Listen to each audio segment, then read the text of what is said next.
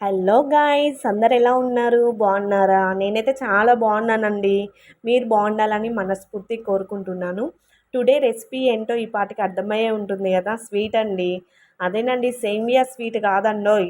కొత్తగా సొరకాయతో స్వీట్ అయితే ట్రై చేశాను. మీరు కూడా ట్రై చేయండి. టేస్ట్ అయితే చాలా బాగా వచ్చింది. అలాగే ఫస్ట్ టైం కనుక మన ఛానల్ని చూస్తున్నట్టయితే సబ్స్క్రైబ్ చేసుకోండి, లైక్ చేయండి, షేర్ చేయండి, సపోర్ట్ చేయండి. ప్రాసెస్లోకి వెళ్దాము. హస్బెండ్ అయితే సొరకాయ తెచ్చాడండి, సాంబార్లోకి వేయండి అనేసి పెద్ద సొరకాయ అయితే తెచ్చాడు. కానీ ఇంత పెద్ద సొరకాయ సాంబార్లోకి వేయంగా మళ్ళీ మిగులుతుంది కదా, వేస్ట్ అవుతుంది ఎందుకనేసి ఫ్రెష్గా ఉన్నప్పుడే ఒక సొరకాయ ముక్క సగం తీసుకొని దాని మీద సొరకాయ మీద ఉన్న తోలు శుభ్రంగా తీసి ఈ విధంగా అయితే పెట్టుకున్నానండి. దాన్ని 3 పీసెస్గా కట్ చేశానండి. నెక్స్ట్ కొబ్బరి తుడుము పడతారు కదా, అదైతే నా దగ్గర లేదు. ఇలా సొరకాయ మీద ఉన్న తోలు తీసిన దానికే కొబ్బరి తుడుము పట్టేదైతే వచ్చింది.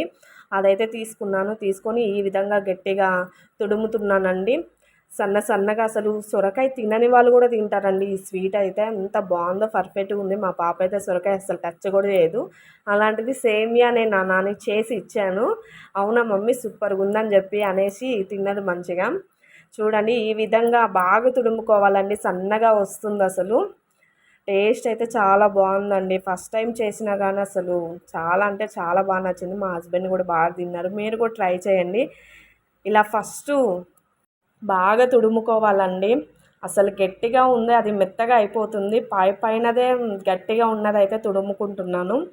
తర్వాత ఒక స్టవ్ మీద ఒక గిన్నె పెట్టుకొని దాంట్లో ఆయిల్ ఉంటే ఆయిల్ వేసుకోండి, కానీ ఫ్లేవర్ అయితే నెయ్యి అయితే చాలా బాగుంటుందండి. నెయ్యి వేసుకొని దాంట్లో డ్రై ఫ్రూట్స్ కూడా వేసుకున్నానండి. వేసుకున్న తర్వాత మనం తుడుముకున్న సొరకాయ తుడుము కూడా వేసుకున్నాను. అది పచ్చివాసన పోయేంత వరకు బాగా వేపుకోవాలి. వేపుకున్న తర్వాత పాలు పోయటమే అండి. పాలు షుగర్ వేసి ఇలా ప్రాసెస్ స్టార్ట్ చేయటమే. అసలు టేస్ట్ అయితే చాలా బాగుందండి. నచ్చితే లైక్ ఇవ్వండి, షేర్ చేయండి. కొత్తగా మన ఛానల్ ఎవరైనా చూస్తున్నట్టయితే సబ్స్క్రైబ్ చేసుకోండి. Bye, thanks for watching.